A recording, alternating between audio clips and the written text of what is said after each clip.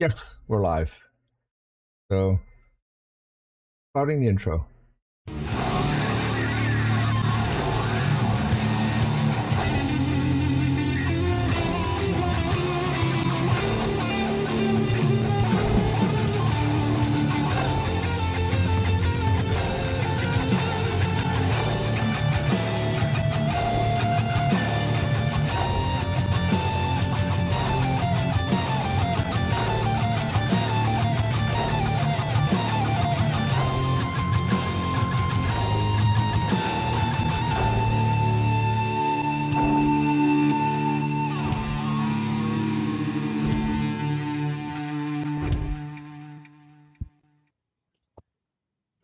Thank you, puppies and kittens. I gave a speech a dozen years or so ago at American Atheist National Convention where I talked about Madeline Murray O'Hare and how she saved a generation of children from having prayers forced upon them, so that if you were a Native American child, if you were an Eastern Indian child, if you were a Muslim child, you would not have to have Protestant Christianity forced upon you in public school classrooms. Because it used to be that teachers would lead prayers telling the students how to pray to the Protestant version of God. Now, this was in violation of the children's rights and violations of their parents' rights.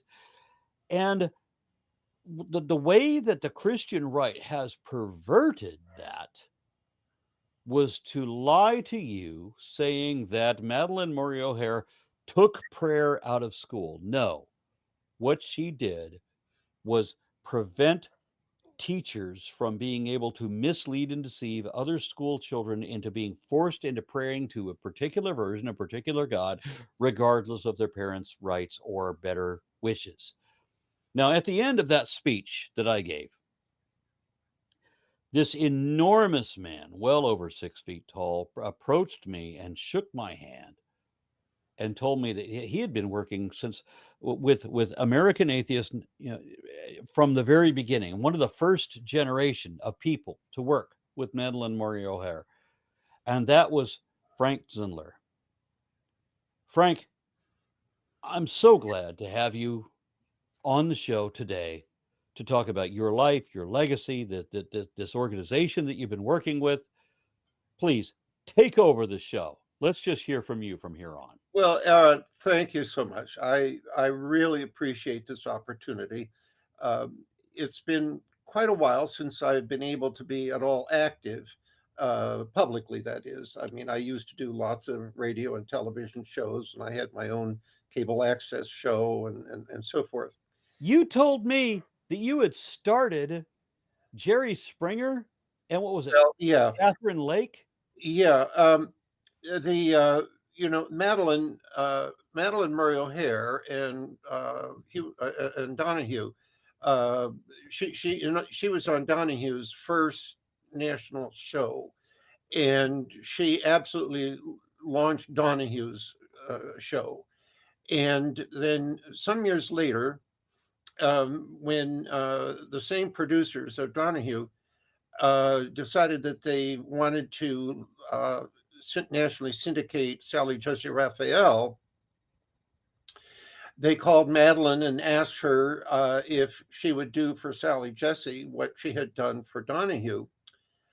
Uh, and um, and I don't know. Madeline at the moment was kind of out of. She was miffed at Donahue for some reason or other, and she says, "No, you call Zindler, have him do it." And they said, "Who?" And I don't think she gave them very much information at all. But anyway, so they then called me, and I was just quite delighted to have such an opportunity. And so actually, Sally was still in St. Louis. And so they flew me to St. Louis to do that. It was her inaugural nationally syndicated program.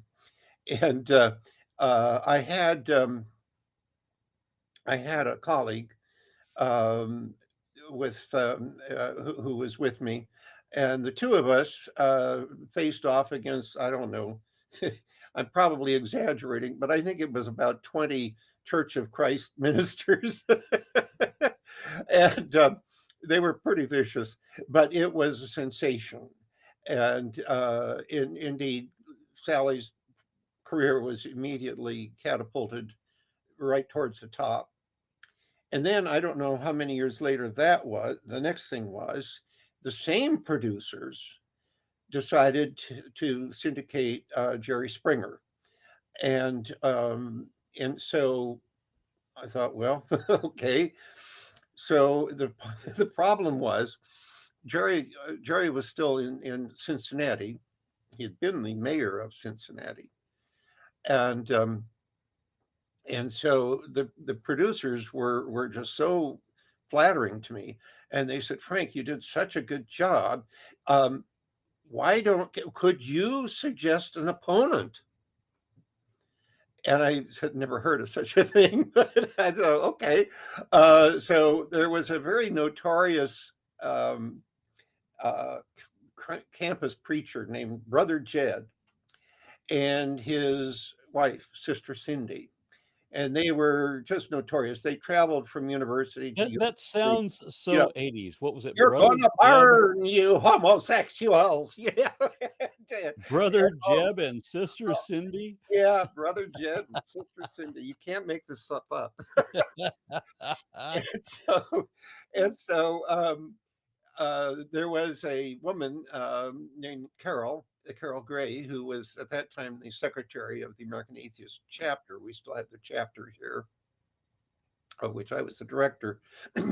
And so Carol and I drove down to Cincinnati to do the show because we were both living in Columbus. And right from the beginning, it was really disgusting what a phony Jerry Springer was. The debate, was just furious and mad. I mean, it was insane. I mean, which is what they wanted. But when it was over, Jerry Springer walked out into the audience, and you could see there was a teleprompter, and he had this made up spiel about how he had a sudden sense of awe and the sense of the eternal and all this nonsense. And I mean, it had nothing whatsoever to do with the program that had occurred. But it was, but anyway, he also took off, not quite as ballistically as Sally Jesse did, but it was a pretty rapid thing. But then I mean, he was pretty ridiculous to start with, but then of course it got totally insane with people breaking chairs over people's heads and stuff like that. But that was that story, and I think probably over the many years, I had done probably at least 300 commercial radio and television interviews and programs and debates. But then in this century, it's been pretty dry. I've not been involved very much with that, but I've been very engaged in writing. I've published 11 books now. All but the very last one were written for American Atheists. And uh, in fact, I don't know, my my so-called red books, these, there's 2,000 pages, and almost all of those were articles and speeches and so on written for American Atheists. The American Atheist magazine um, was was the main outlet for that. But I wrote all of these so that I realized that many many atheists who would become atheists for whatever reason had had no broad knowledge of what is needed to defend atheism against the various types of critics, whether it was so-called legal scholars who were saying this was founded as a Christian nation and nonsense like that, or whether it's religious apologists who say, well, there are 4,722 prophecies of Jesus in the Old Testament, and they all came true, and all this kind of nonsense. And so, because of prophecy, you have to believe in God.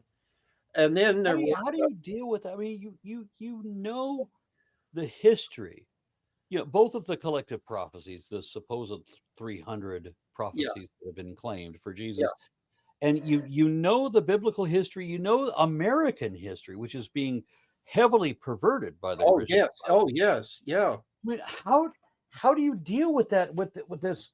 I want to. I don't know whether it's the word is subversion or perversion. I'm thinking toward the latter, actually. The Well, way that, I mean, we're talking about disinformation. yeah, I mean, disinformation wasn't invented by Putin or by Trump. I mean, it was invented by religion, and so they create a complete virtual reality. And then, of course, the other area was in science, where they would say, well, evolution is absolutely impossible. And fortunately, I had been a where they say impossible, I I had say been a biology professor for 20 years before I had to give that up when I was driven from my professorship because of the religious fanatics when I joined Madeline Murray O'Hare in the lawsuit to try to get In God We Trust off the money. And that, even though it was the State How did University of New York. I don't mean to sidetrack you. I Yeah, really don't. I don't want to take you off I'm track. But rambling. given your age, your remembrance of American history, when they changed the national motto Yeah, that was in the mid 50s. from E pluribus unum, from Oh, yeah, yeah, many one, which I yeah, completely resonate with that. I yeah. get that. Yes. When Oh, they yeah. changed that in, what was it, 1957, I to so the In God We yeah, Trust? What an I offense is I that? get the precise dates mixed up because of this reason. Within 1 year of each other, they changed the motto on the money, they changed the national motto, and they changed the wording of the Pledge of Allegiance. They added "under God" to the Pledge of Allegiance. Which the founding fathers were already objected to there being a pledge in the first place, even without Oh under yeah, God. yes, yeah, yeah, yeah. I mean, yeah, that was, well, I don't know that they they had ever heard of fascism at that time, but whatever. Well, yeah, When, they had. This was post World War II. yeah, yeah, yeah, right. But still, I mean, it was. Could they have predicted? Could the people who were in charge of the United States in the 1950s, the McCarthy era, could they have predicted where we would be now? Well, I don't think so. But I mean, obviously, all of these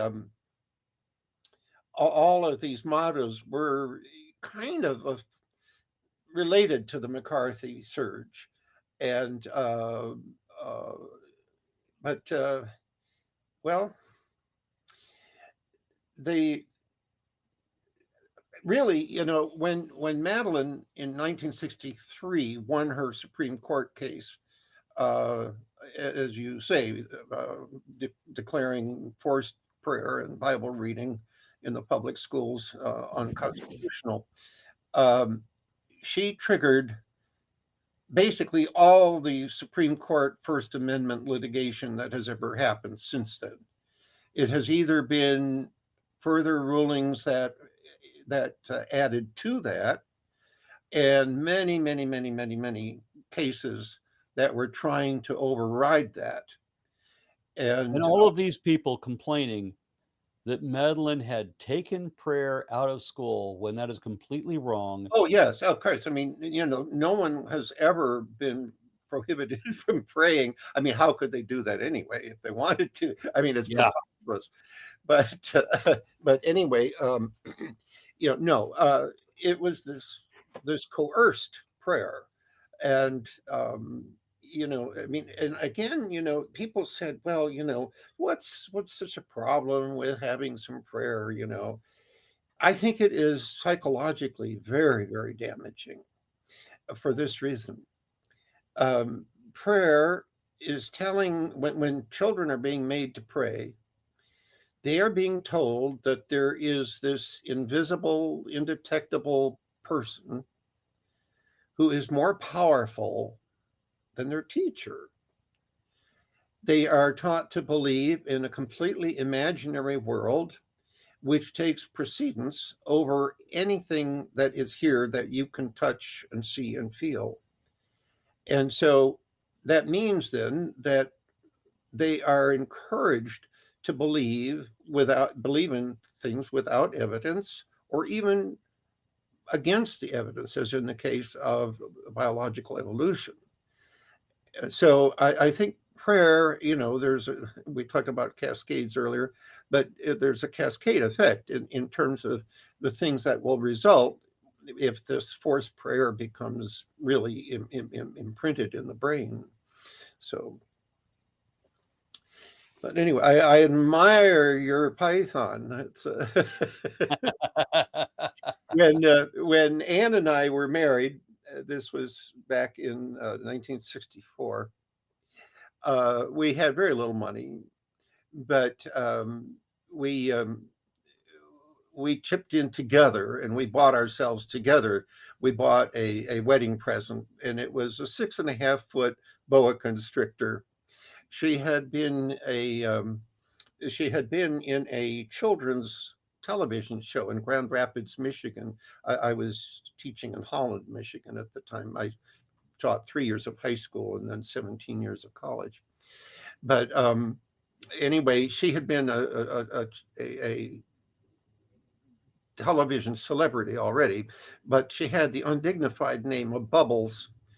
And so Anne and I decided that just would not do. So we rechristened the snake Euphrosyne after one of the Greek graces. Euphrosyne was the grace of mirth, and we we we we had a lot of fun with Euphrosyne or Euphy.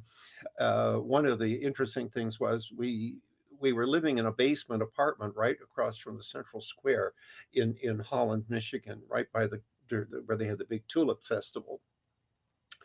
And Anne was pregnant almost immediately after we got married.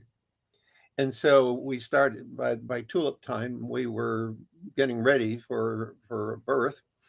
And we'd already bought a baby buggy.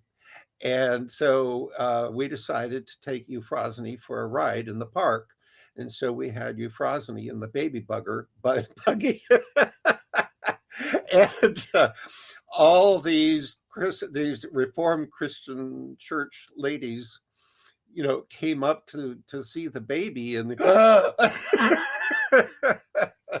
that was really fun. But yeah, I didn't have much luck though. I couldn't get her to eat, and I didn't realize that the large snakes need to have a body temperature of 80 degrees or so in order to feed. And so we tried force feeding her and everything, but it just didn't work. And so it was very sad. We only had her, well, less than a year, I guess. But but I admire your ability to keep them alive. And are you breeding them also? I can't remember.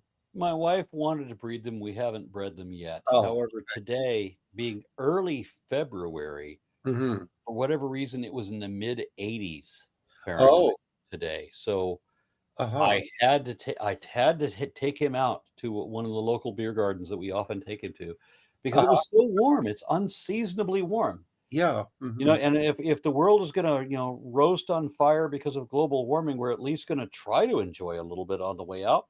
Yeah. Yeah. But I want to talk to you about how you became involved in this organization, because you were like the very first generation of activists in American Atheists, were you not? Well, not quite. Um, Here's the problem. I mean, I was already an atheist by 1963. Okay, I had become an atheist in 1959, and uh, and the problem was, even though I knew of Madeline Murray O'Hare, even slightly before I think she won the Supreme Court case. I think there's been newspaper articles about this woman, this atheist woman who, was uh, suing to stop forced prayer. Well, they didn't say forced prayer, but anyway. Yeah, they wouldn't put it that way. They wouldn't put it Oh, the yeah. way that it really was. Oh, yes, yes, they make it very palatable sounding. Yeah. But anyway, the problem was, and then when she won, of course, Time magazine then pronounced her the most hated woman in America, and but I thought, wow, this is really great. How can I get a hold of her? Because I mean, I was just so admiring The at that. most hated woman in America, and Yeah, you decide that you so admire her, you yeah, want to get in touch. yeah. Outstanding. But here was the problem. In fact, this happened even then to me for maybe the first at least 15 years of my public career as an atheist activist. Madeline was on all these shows, but never would they allow any contact information to be presented, whether it was on a radio show They or they wouldn't allow you to no, connect they with would not. American Atheists? No, no. And they would not. And when I was on in my early, I would say the first 15 years that I was doing radio and television, they would not allow any information out so that people could contact me. And so that was a very severe and serious limitation. And so what happened then, it wasn't until, well, more than 10 years uh, after that win in the Supreme Court, it was 1976, the bicentennial, and I was now teaching at a branch of the State University of New York in upstate New York, and there was an ad in the New York Times, a classified ad, that Madeline Murray O'Hare was coming to New York City to organize a chapter of American Atheists, and it said where she would be and when it would be and so on. And so uh, there were a few other atheists who were living nearby in Schenectady, New York, and so we drove down to meet Madeline, and immediately I thought, oh my goodness, this is so wonderful. I just want to join this organization, which I did immediately. And Madeline, What year was this? 1976. You joined in 1976? Yes, yes, yeah. Okay. And but as I say, I mean that was more than 10 years after she had created an organization. By the way, American Atheists was not called American Atheists when it was chartered in Maryland. Um, Maryland would not allow the word atheist in any corporate name, and so we were called the Society of Separationists. And it wasn't until actually Let me just make sure I understand this. You were not allowed legally no, that was in Maryland. You in could federal United States. You were not allowed to call yourself American Atheist. You had to call yourself. Society of Separationists, yes. Wow. And then we were able to do um, an AKA or is that right? Also known as American Atheists, but that was just our unofficial name, our alias. And it wasn't until I'm trying to think, shortly before the Murray O'Hares were murdered. I'm thinking it was around 1990, 91, somewhere around in there, that we reorganized and created a whole bunch of organizations that were interrelated. But only at that point did American Atheists Inc. become the official name, and Society of Separationists no Let longer. me. I hope that I'm not distracting from your train of thought, but I do need to ask. Since there was a couple years ago, there was a movie made about Maryland. I I know that you have huge issues with that film. Oh, yeah. Hmm. I want to hear you correct the things that were made about that film, the Well, claims were yeah, made. they conflated several people, um, and um, and well, they paint Madeline as an alcoholic basically, and I mean she almost never drank at all. Um, I do remember once we were celebrating something or other, and she shared a glass of champagne with those of us who were there. But she rarely drank. She was diabetic, and she had to be really, really careful about what she ate and drank. And so she certainly, that was the most outrageous thing. The other thing in that film, it's a little bit hard to remember that film after this while, but there were several things that were so outrageous I have not forgotten them. I'm sorry to have to bring this up to memory, but I mean this was a film. Oh yeah, oh I know. Well, And there so were, yeah, there were several films, but anyway, yeah, the one that and we're this talking was about. this was a it wasn't that long ago. I mean, it was a couple of years ago, but it was the Yeah. way that they describe as film as forever. Oh yeah. Oh, I know. I know.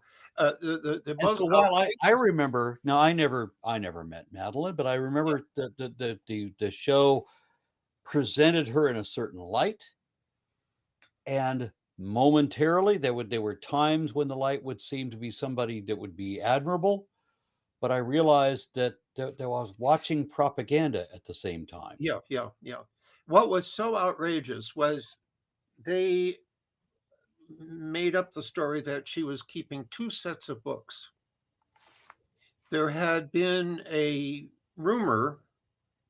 Actually, the rumor was started by atheists. I'm sorry to mention that, but it was a group of atheists who had split away from well, at that time the Society of Separationists, and It's so they disturbing that you ever had to be called that. yeah, I know, and they started spreading the rumor that Madeline was leading a cult, that she was duping her members and collecting money, money, money, and that she was squirreling this money away in a Swiss bank account or other offshore accounts, and that actually she was a secret millionaire, and she was just again cheating everybody.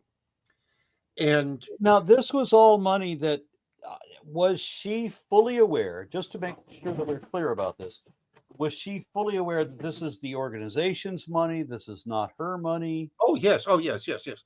But here, let me try to explain this. Um, and she she was accused of having two sets of books. Okay, that was the big falsehood. There was The never. way the movie that I'm talking about Yeah. portrayed her was that she meets somebody who admits to having been a murderer, and Oh she goes, well, "Oh, no, he didn't admit it. He was a murderer. That was David Waters, and okay." he was But at some point, as soon as she meets this guy and finds out about his criminal record, yeah. she says, "Well, here's the second set of books we don't tell people No, about." yeah, yeah. I mean, he did not. She did not know that. I mean, she tried to check his history, and he had been able to falsify everything.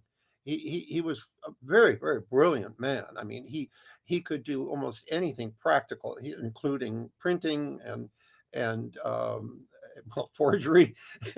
But he had been committed. He had committed a murder when he was 16 years old, and he had been in prison. I forgot how many years. 16. At 16, yes. And so she had no idea that he had some college credits that were in his record, but she had no way of knowing that those college credits had been earned in prison. And so because he could do anything, he could fix the printing press when it broke down. And by the way, we had to have our own printing press because no commercial printer would print atheist material. Is there just for anybody that happens across this film, because I saw this Yeah. a couple years ago, and I remember there being things about the way that they presented her that I actually enjoyed, Mhm. that I would have appreciated. Yeah. What would you correct about anything that they obviously Yeah. the thing about her claiming that here's the second set of books Yeah. that never existed, Yeah. but what else? What Well, else would you no, tell no, people that not that to that believe led about that film? that was the most important thing because it led to her death. Okay, Yeah. and here's how that was. Um, the fact was, the board of directors with Madeline, and I was on the board. We had started a drive, a money drive, a money raising drive. We were trying to raise $1 million, and the $1 million would be in a trust fund, because we were always hand to mouth, no money to do anything. Sometimes the staff at general headquarters could not be paid, and all of this. We reasoned that if we could get $1 million in the bank, the interest on that, the earnings on that, would be enough, at least for the minimal day-to-day operations of the Atheist Center. And so we launched this thing, and every month in the newsletter and usually in the magazine as well, there would be this thermometer, with how far up we are towards the $1 million. And almost every issue of the newsletter carried a slip, for for donation. And I don't recall exactly, but I think it took about 3 years actually to raise that $1 million. And when we got it, the board, including myself, decided that we investigated where would be the best place to invest this. Not just a bank account, of course, but an investment account. And for whatever reason, at that time, the best rates and so on were in New Zealand. And so we took out an account at a bank in New Zealand, and that was, of course, an offshore account, right? But it was completely known, and pardon me, the membership knew that we had raised $1 million. Nobody knew exactly where it was being invested, of course, but the membership who had been contributing this, there had been a big celebration when we made the million, when we got the $1 million in the bank. And so that had happened just about 6 months or 7 months, something like that, before David Waters came to American Atheist looking for a job. David Waters. David, the murderer. Yeah. Yeah. Now, he very quickly advanced in the office because he could do anything that Madeline needed to have done. When any problem arose, he could solve the problem. And so he really gained Madeline's confidence. And so finally then, when Madeline and John and Robin had to go to San Diego for Madeline, and we know who Madeline is. Okay. John and Robin. Okay.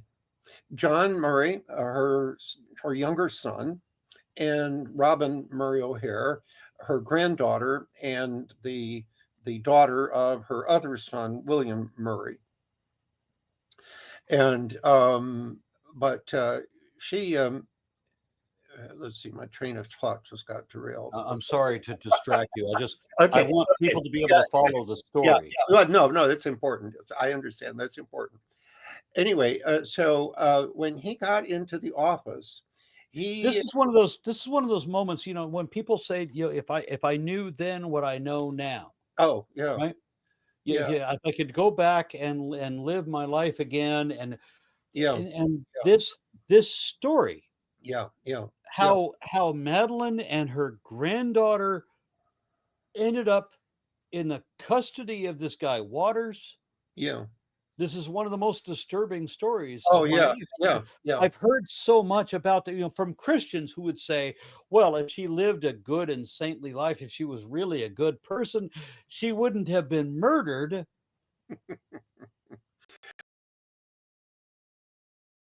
Christians are not murdered, as if that never happens to Christians, right? So when Waters really got to a point where he was greatly trusted, he started searching through the computers, and then when uh, when Madeline and John and Robin had to go to San Diego for a trial, they were it was expected that they would be gone for several weeks, and so they made him office manager temporarily while they were gone.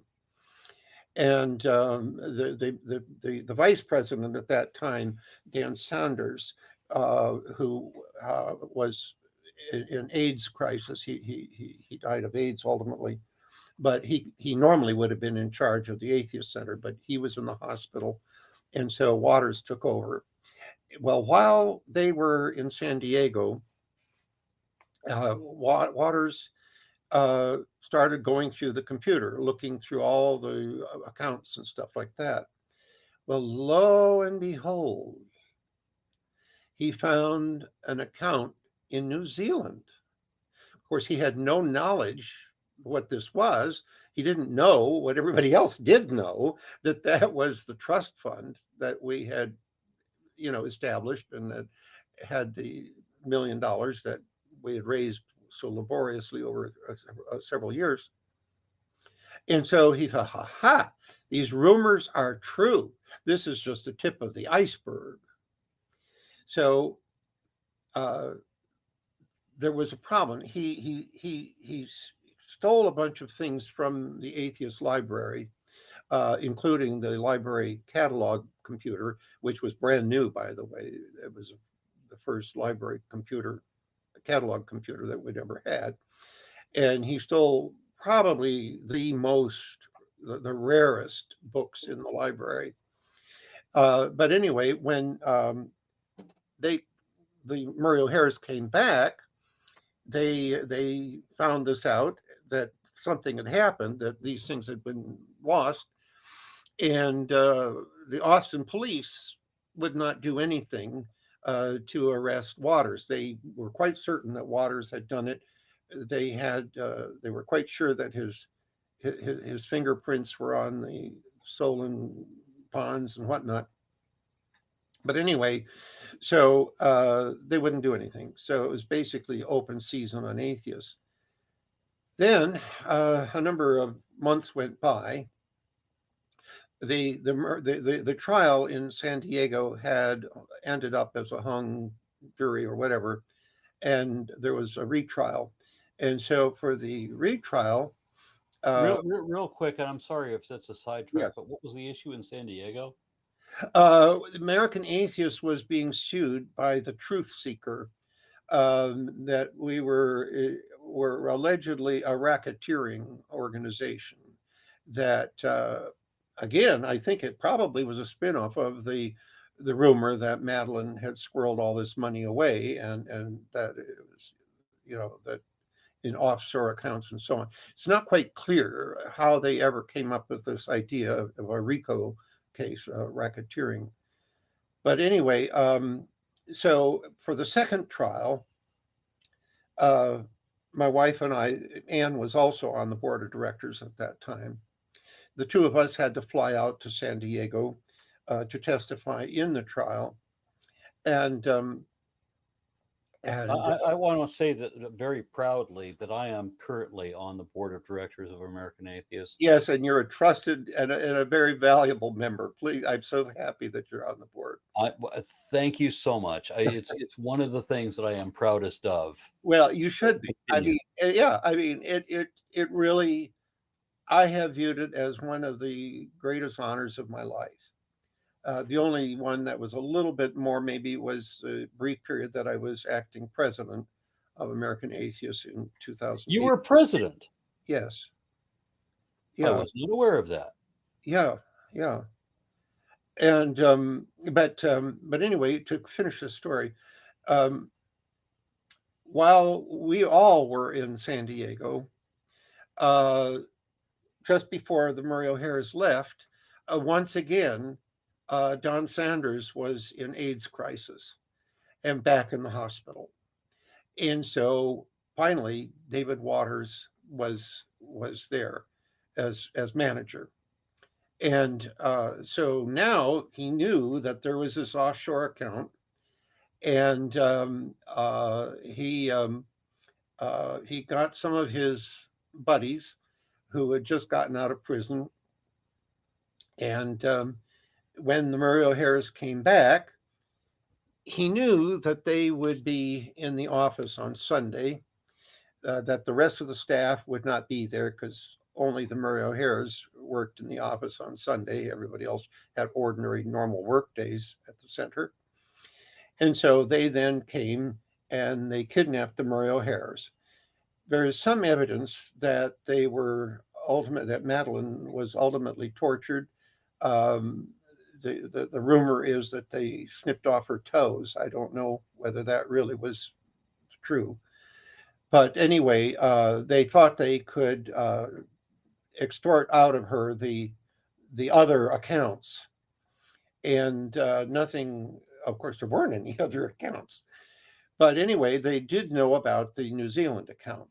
The problem was they could not, and they cleaned out all of the other accounts, by the way, that they could get into, the local accounts in local banks and so on, and they maxed out all the credit cards. And so they got John to, they were holding Madeline and Robin as hostages separate from John Murray.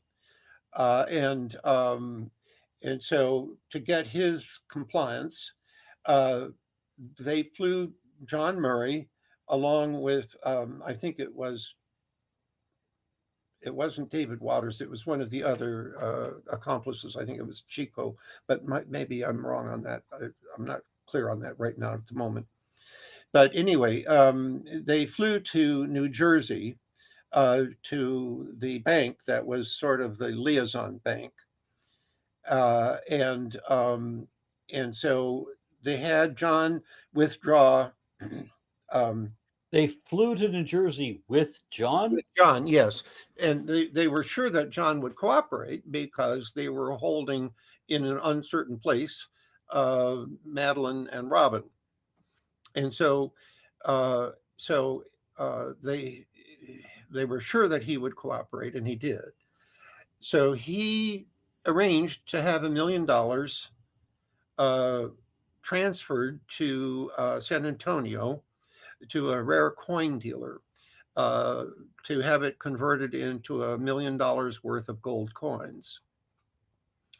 And excuse me, it was 800,000, excuse me. For some reason or other, they could not use the whole million. They couldn't get the whole million, but they could get 800,000. So that was, that took some time. And so they flew back, and by then Madeline and John and Robin were reunited. And this was in a motel in San Antonio. And meanwhile, those of us who were on the board were trying to find the Murray O'Hares.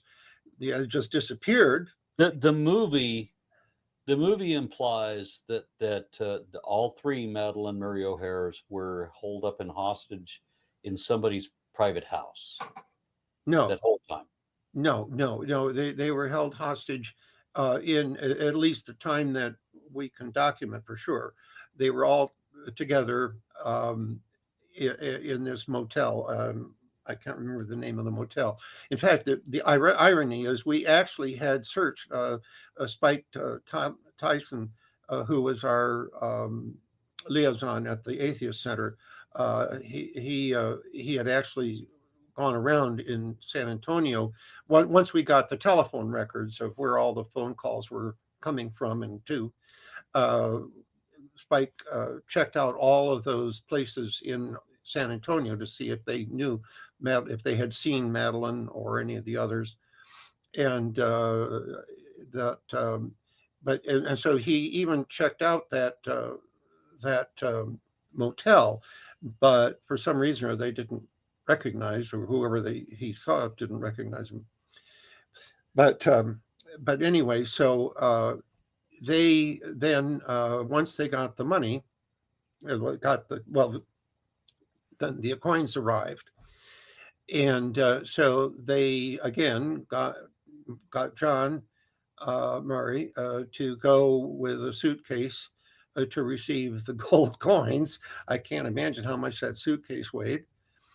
And well, it turned out that they only had 600,000 because they didn't have that many gold coins, and that they would have to come back a week or so later to get the. You're trying to cash $1 million in gold coins. Yeah, well, actually 800,000. Regardless, it's gold coins. This isn't the 1600s. No. I mean, people invest in gold coins. I mean, all the right wingers, especially, are investing in gold coins, and so he would have to come back a week or so later to get the remaining 200,000, and so as soon as they got the gold coins, they then murdered the Murray O'Hares. They apparently not apparently, they did. They put plastic bags over their heads and strangled them. And was this all three? Because the movie portrays the granddaughter as being murdered separate from everyone else. Well, we don't know. There was that hypothesis. It really was not proven. There is some reason to believe that she died later than than Madeline and John, that she had been raped by who knows whom, or all of them, maybe, I don't know. But I mean, there was that idea. It's almost as if you can't trust what you see on TV anymore. Oh my goodness, what is this world coming to? Yeah. So, but anyway, so that was the reason for the murder. I mean, this rumor that Madeline had been squirreling all these millions of dollars away in offshore accounts, and so that was a horrible tragedy, apart from the tragedy itself. And I mean, truth is so important. I mean, it's just these baseless ideas and rumors can be deadly, obviously. So we're talking about baseless, rumors, but this was a movie. Well, yeah, I mean, movies are supposed to make money, aren't they? Wait, yeah, but you would expect to have some kind of fact checking involved in a film. I mean, not every movie is made by Mel Gibson. I realize that every movie every movie that includes Mel Gibson's name in the credits, oh yeah, is violently removed from the historical fact. Yeah, we can't expect everybody making a movie like this. This is a biography. Yeah, well, I don't know. I mean, you pointed out correctly that there were some mildly flattering things about Madeline in that film. But, Madeline never ceased really to be the most hated woman in America. And so there always has been a default position, basically, to look for the bad side of her. and if you can't see it, you make it up. So that anyway, They were pretty good at pulling yeah, up the bad side. yeah, yeah, yeah, yeah. So I mean, it was well, and the one thing that was again exaggerated. So many things that are exaggerated are based on something true, but they just carry it to extreme dimensions. Um, they had Madeline as being extremely foul-mouthed. Yeah. Madeline did swear, and she used the F word, but it wasn't every seventh word. I mean, but I mean, she had all her life uh, waged war against what she called magical words. And by the way, the story that I've just told is available in much greater detail in my autobiography. Do you have a link for that we can It's include? available on Amazon. Both the ebook, by the way, is available for free to Kindle Unlimited subscribers. Um, If but you have a link to that, please share it with me so that I can put it in the description. hmm, I don't know offhand what the. Okay. I mean, if you just go to Google and look up born again confessions of a born again atheist, the implausible lives of a godless guy, or just look up Frank Zindler and it will list most of my books. Um, but I go into great detail, including where the exact coordinates of the secret unmarked grave in which their bodies were interred and so forth. Um, but I It really, is such a disturbing story to me. I mean, especially the way that Christians recant it. The way believers will tell me, well, if she was such a great person, then why was she murdered? well, I mean, Christians are murdered all the time, aren't they? Oh, yeah, they are. But of course, they don't look at it that way, do they? No, no. I mean, It's yeah. a funny thing that I am aware of so many believers who have had not just a bad end to their story, but that their life story has been so bad.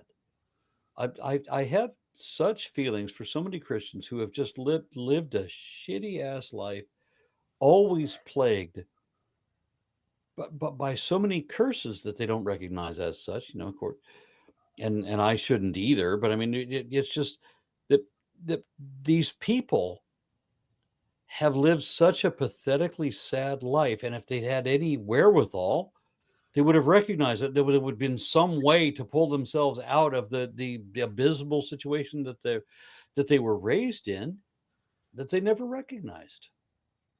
And I'm sorry that I've met so many people like that Hmm, hmm. that have lived through a worse life than I could endure, Oh and yeah. this is what they think is normal. Well, I mean, there are many aspects of this, I suppose, which is obvious. But uh, for many people, as Karl Marx said, not that I'm a Marxist, although it was, I think it was 1992 before radio interviewers ceased to ask me, "Are you a communist? You're also an atheist. Are you a communist?" But anyway, Karl Marx. There's another favorite one for me because I'm a little bit older. I've gotten that one quite a lot. Yes. Marx said that religion is the opium of the masses, and in many cases it is. People whose lives are just for whatever reason very difficult and hard and cruel and unfair and so on take solace in religion. And of course, the problem is it's it's a useless crutch, really. It just confirms them in it. Then well, God is going to take care of me later, and so what can I do? And they don't do anything that might be possible to get out of their situation. Other people are, they have a view of what is the real religion, and they take very seriously the injunction at the end of the Gospels, go and teach all nations, and subdue them, and forcibly baptize them all, and so they have to then convert everybody else, and if that requires all sorts of horrible things to do in order to get that, well, so be it. That's what God wants. And so an awful lot of evil in this world is done because God wanted it that way. So There's my producer has put a link to your book oh, okay, great. in the Okay. chat, and let me read a couple more chat comments. Angel Slayer 169 offers $5 Australian and said, "Hi, Aaron. Have you looked into the Saints cult in Australia where an 8-year-old girl was denied insulin and the group prayed for her instead?" Yeah, we've seen enough of that in Oh, yeah, this that country. happens in the United States all the time, I'm afraid. Yeah, I know at least a couple. The average that I've seen is a couple dozen children in the United States every year Oh, yes, yes. die over people praying for them like this. I have to tell you, child sacrifice, as I call it, is legal in all the states that I know of, at least 48 of them in the United States. And by child sacrifice, I mean that there are laws on the books of all those states that exempt religious parents from culpability if they resort to, quote, curing their children's illnesses with prayer alone.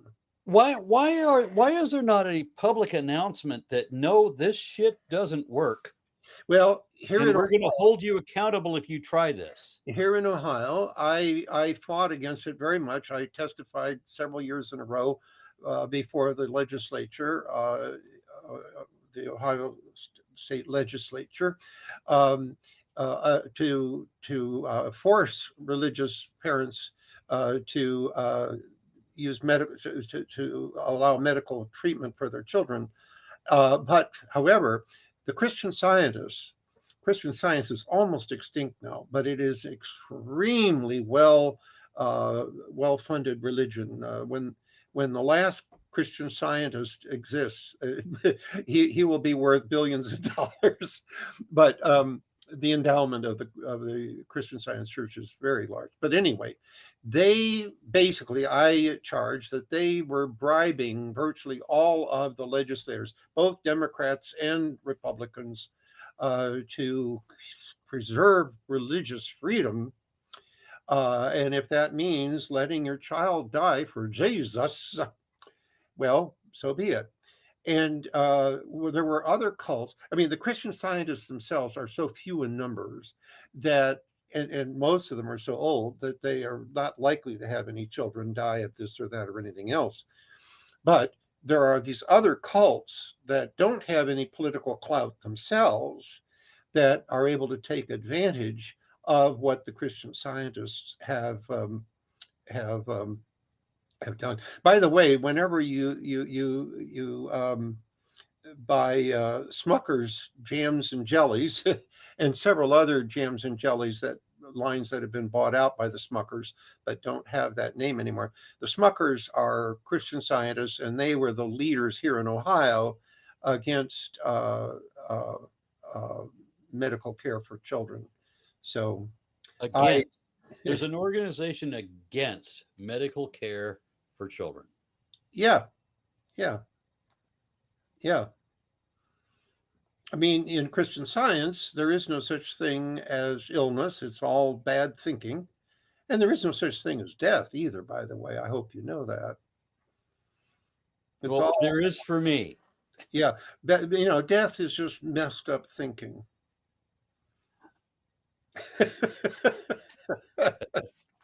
So we've covered some of the travesty of the movie that was made about Madalyn Murray O'Hair, and from my perspective, the huge bastardization about the thing that her court case did.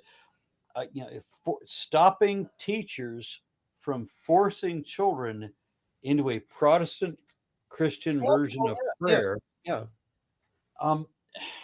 but we haven't really gotten into what was your motivation for joining American Atheists? Well, um, atheists are pretty lonely people in America, generally speaking, in the sense that, In your generation, perhaps. yeah, for my generation, Yeah. yes, yeah, good qualification, yes. And we were very isolated. And almost, I would talk to so many other atheists when I would finally meet them. And they thought, I thought I was the only atheist in this town, and things like that. And again, this restriction on letting any atheist be known well, if you're on the radio or on television, and they won't give any way to any address or phone number or anything else to allow anybody to connect with you. This enforces the isolation of atheists. So I was very isolated. Anne and I were, wow, gosh, um, wouldn't it be nice to meet some others? We had met a few other atheists just by accident, I suppose. Um, but um, but then when we found out that Madeline was going to be there, uh, it was just electrifying to both of us. And so I right away I said, well, I want to join this organization. I really, I should tell you, I was very, very religious as a child. I was reared in a German Lutheran tradition, the Wisconsin Synod of the Lutheran Church, and they did not allow evolution. Uh, the Earth was created 4004 BCE, and so forth. Um, my father was killed when I was 11 years old. He was killed in 1950 in an electrical accident. And 1950? 1950, yes. Okay. And so I was 11 years old. And I had been involved in the church in catechism class. And when my father died, it really messed up my head even more than it normally had been. And I became extremely fanatically religious, so much so that my grandfather, my maternal grandfather, who I didn't realize was an atheist all his life. I didn't find that out until I was in my 60s. but but anyway, he was horrified, and my mother was, I guess, pretty much so too. Although she didn't become an atheist until she herself was, I think, about 52 or 53 years Your old. mother became an atheist later. Yes, yeah. And I think she knew that her father was an atheist. I think she must have known it, but or at least suspected it. But what finally did it was my mother. I was involved in all these newspaper controversies too. I mean, the written stuff, and my mother would read all of these things, what I would write, and then all the nonsense that would be written against me, and That's got to be interesting too. yeah. Not just what you write, but I mean, how does your family react to the criticisms, the people that are writing against you? Tell me Well, more about that. yeah. Um, well, my brother, I have only just one brother, a younger brother. He is still sort of a Christian, and he's scandalized by everything I do. Um, but I he's gotta wonder how Frank Zindler's brother is a Christian. It's kind of like, yeah, well, it's like Christopher Hitchens yeah, has a brother that's a Christian. yeah. Mhm. I mean, how can you be Christopher Hitchens' brother? Are you like the one that didn't develop? Well, it's very complicated. I prefer not to go into that story with my brother, But I'm sorry. Go ahead. no, but anyway, yeah, I know it is very ironic. But the rest of my family, except for my my paternal uncle, my father's youngest brother, um, they all were dead by the time that I was really getting involved in all of these controversies. And it turned out that my maternal uncle, who after my father's death married my mother. So, so it's a levirate marriage, right out of the Old Testament. And but anyway, he had been a prominent member of the Lutheran Church. He'd been an usher and a treasurer and all that. But later on, I was now a college professor, and and I was uh, called one evening by my mother, and my stepfather my uncle, was on another line, um, uh, uh, uh, and um, and they were talking, and they sounded drunk. And I said, "Have you been drinking?" And they both together said, "Well, yeah, we've been drinking champagne." Well, my family didn't normally drink champagne. I mean, they drank the brandy that we made and things like that, but I'd never heard of them drinking champagne. And I said, "Well, why are you drinking champagne?"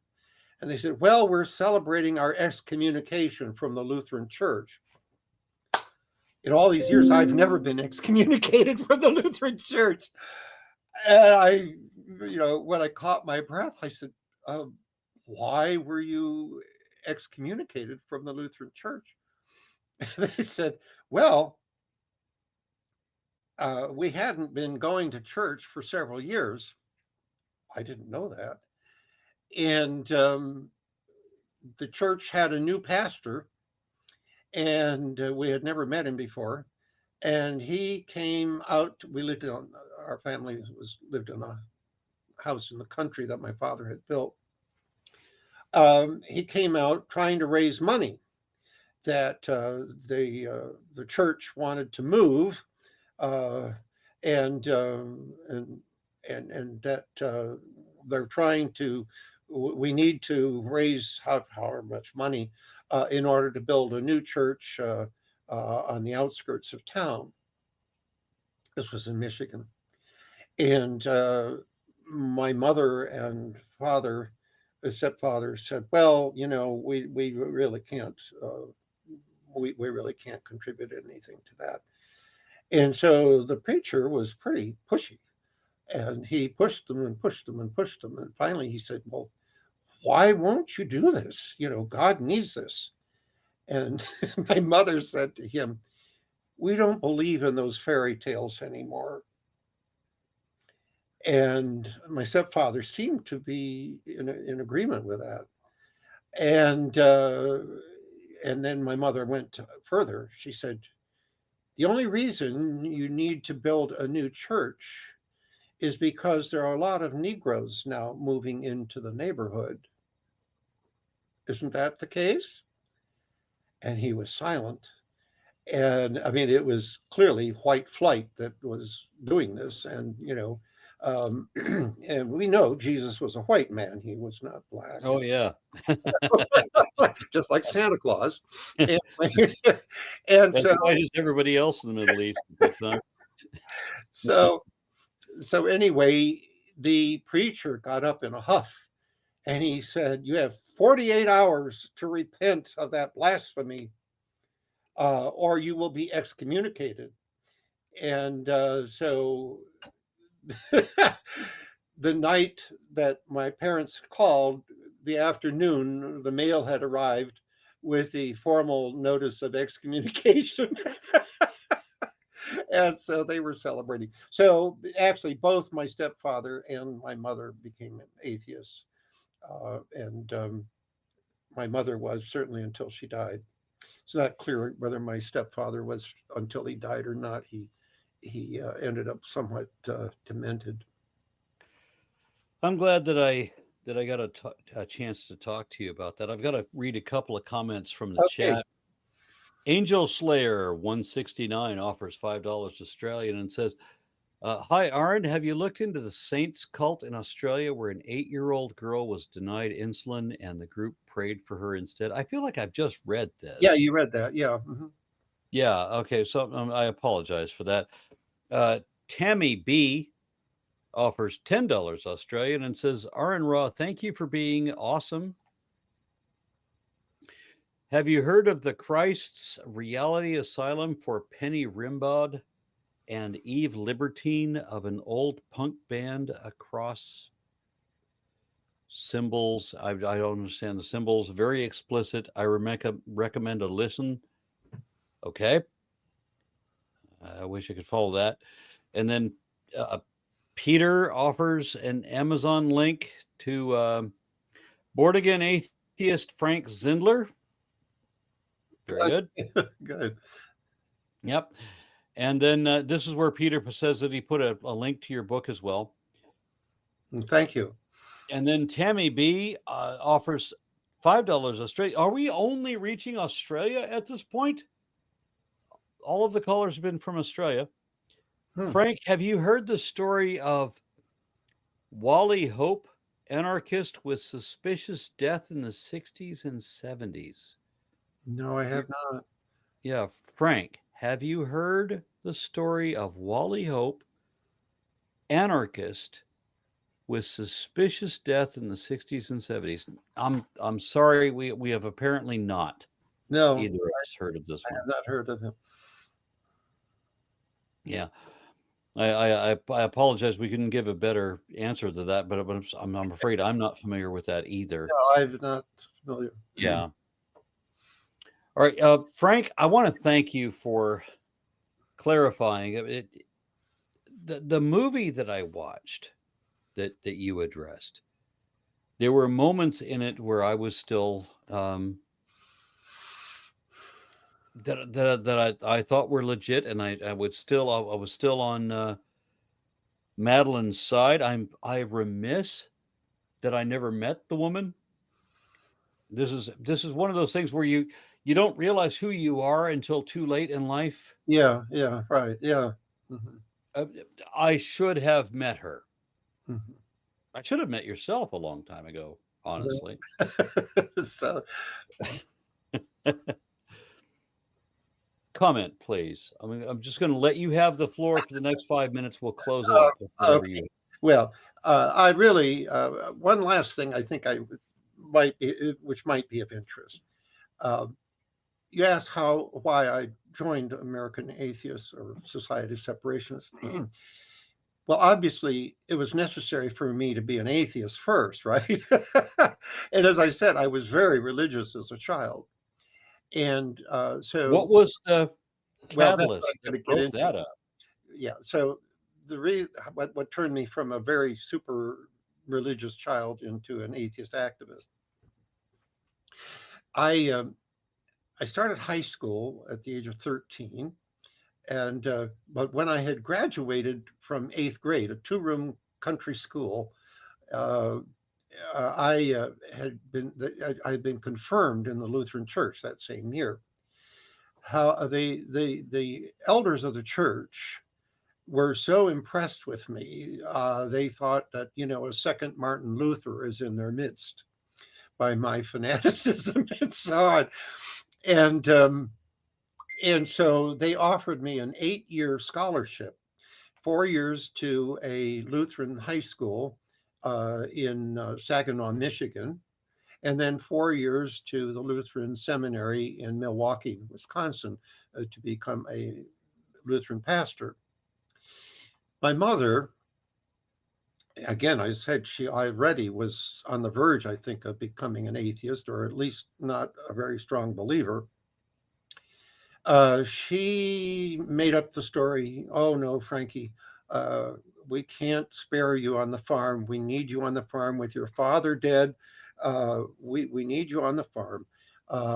If you still want to be a pastor after high school, then fine. You have my blessing and so on, and you can go to Milwaukee. But we need you on the farm for the next 4 years. And so you'll have to go to the public high school, which was Benton Harbor High School in Michigan. At that time, Benton Harbor High School was one of the very best high schools in the whole state, as I write in my memoirs. And I tried to make up the coursework that I would have. I was very disappointed. I tried to make up the coursework that I knew my colleagues at the seminary school would be going to do. And I knew they would have to take Latin and Greek and Hebrew and German. And so I signed up for Latin. Well, the high school didn't teach Greek. It's been probably 100 years since American high school taught Greek. But anyway, very soon after I got into learning Latin, my Latin teacher was a very fine scholar and he knew Greek. And so I got a Greek grammar book out of the library, and my Latin teacher helped me with the Greek. I had some Jewish friends who at least showed me how to read Hebrew, the alphabet, and a few simple things, although I never got very far in Hebrew in high school. And of course, I was reared in a German-speaking family, although they had switched to English after I was 4 years old. And so we were. I then really started studying German formally with my grandfather, and I got a book. I bought an old German book, grammar book, and so that was fine. Well, the problem was there was one thing I couldn't get in the public high school, and that was I would have to. They would be teaching in the seminary. They would be having courses in the Bible and things like that. Well, you couldn't have that in the public high school, and so I thought, well, I had gotten a King James Bible for a confirmation present, and so I started to read the King James Bible from front to back. At the same time, I had to enroll in a biology class. I didn't know whether they taught biology in the seminary or not, but it was required in the high school. And so I got into the high school. The biology class was taught by a basketball coach, a very pleasant man, and I really liked him, but he was not the brightest bulb on the scientific Christmas tree. Um, and and so unlike my advanced biology teacher, who was a professional biologist, an ecologist. But anyway, somewhere around the middle of the first semester, I came home all alarmed. Mom, I don't know what to do. I think any day now, Mr. Farnham is going to start teaching us that evolution junk. What can I do? So my mother, she knew my Achilles heel was my ego. And so she said, well, Frankie, you're a very bright boy. Why don't you go to the public library and check out Darwin's book and read it? And then when Mr. Farnham starts to teach that evolution junk, you can explain to him what his errors are. Well, that sounded reasonable. So Brilliant. Absolutely brilliant retort. we lived in the countryside, and so I had to find a relative in the city who would vouch for me to get a library card. But anyway, I got a library card, and this was actually in the summer before high school began, and so I started reading Darwin, and well, Darwin I started reading after high school began. The Bible I had started reading in the summer before high school began. I got that mixed up. So I read and read and read in the Bible, and my goodness, by the time I got to the book of Joshua, I was so horrified at all of the God God ordered genocides and so on. And I was going to the preacher. He was really in a moral crisis and just really, really upset. Well, how can God do this and so on? And so he was not that good an apologist. So he sent me to another church, which had a more practiced apologist. And he said, well, all of these genocides. Well, he didn't call it that, but these were all showing the mercy of God. Huh? Well, Mercy. yes, yes. Well, the Canaanites, for example, they were idol worshippers, and they even practiced child sacrifice. And if they had been allowed to go on reproducing generation after generation, there would have been millions and millions of Canaanites, and all of them would have to have gone to hell. But by killing them at that stage, God was minimizing the number of people that would have to go to hell. And so this shows the mercy of God. Well, of course, that hit me like a bullet in the brain. And I stopped going to church, which was very difficult because I was the assistant organist by that time. And I sang in the choir. Anyway, so that was on the one side. So the Bible was on the one side. Then back to the biology class. About the middle of the semester, as I said, the teachers I thought was going to start teaching evolution. So I started reading Darwin. Well, it took me the whole rest of the school year to finish Darwin, and I finished the Bible at about the same time. Well, obviously, by the time I finished reading On the Origin of Species, I was an evolutionist. And by the time I finished reading the Bible, I had totally rejected the Old Testament. I had not read the New Testament as closely or as thoughtfully as I had read the Old Testament. And so I still convinced myself that I could be a, quote, New Testament Christian. And I was still a Christian when I graduated from high school, and my graduation speech ended. I don't even remember what the speech was, but I do remember the ending was, and with God's help, we will, whatever it was. Somebody called me 2 days ago to alert me to a local Bible study. Uh-huh. Uh-huh. And it was like a neighborhood. I don't know how they got my phone number, like next door or something. Mm-hmm. I'm like, well, as it happens, I already host a weekly Bible study. Good for you. Yes, yes, yes. There's no better Bible study than an atheist Bible study. And Madeline, by the way, Madeline's motto was read your Bible. It'll make you an atheist. That is what I told these people. Yeah. I was pretty much quoting Penn Jillette. When if you read the Bible cover to cover, nothing will make you an atheist faster. Right, absolutely. At least the moral part of it will do that. Yeah, I find that the Bible gets everything wrong, not just scientifically and historically, but also ethically and morally. Yeah. Well, I mean, the Bible is a conflation of at least 2,000 years of legend and myth and so on. And so it's all jumbled together. So, I mean, you can prove anything you want from the Bible.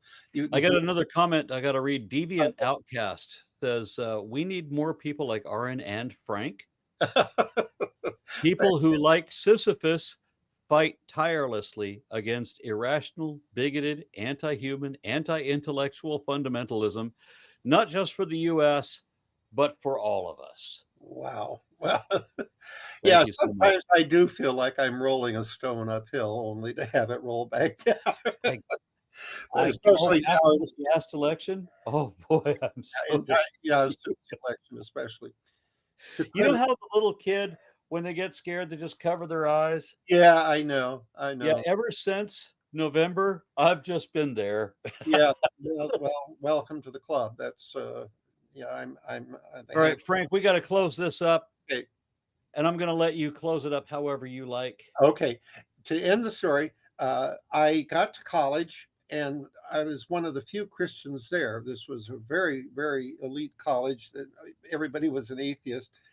And I was in an all night bull session with friends. And someone finally said, Frank, if God is all powerful, can he build a wall so sturdy that he cannot tear it down? Bam. That was it. I had been studying symbolic logic, and I had been trying to create a predicate calculus. I knew that Leibniz had tried to do it and couldn't do it, but I was Frank Zindler after all. And so, and so, and so I tried. And of course, I had to analyze every verbal statement possible, even jokes and expletives and so on, for the underlying logic of it. And so I realized just instantly that this question showed that the idea of an infinite, all knowing, all powerful being was incoherent in philosophical logical terms, that it couldn't even be false, that it was meaningless. And that was the end of it. That was it. I had become a born again atheist. We're all born as atheists. Many of us, like me, become brainwashed into some religion or another. And what year was this? This was 1959. No, excuse me, 58, 1958, 1958. Yeah. Okay. Thank you so much for having me on your show. I really have enjoyed this. As they say, I'm so old that I'm in my anecdotage. What a beautiful way to put that. I've been wanting to do this for a long time, actually, Frank. Well, I really appreciate that, Aaron. Okay. All right. Everybody else, good night. Good news. Have a pleasant tomorrow. All righty. Bye-bye. Bye-bye.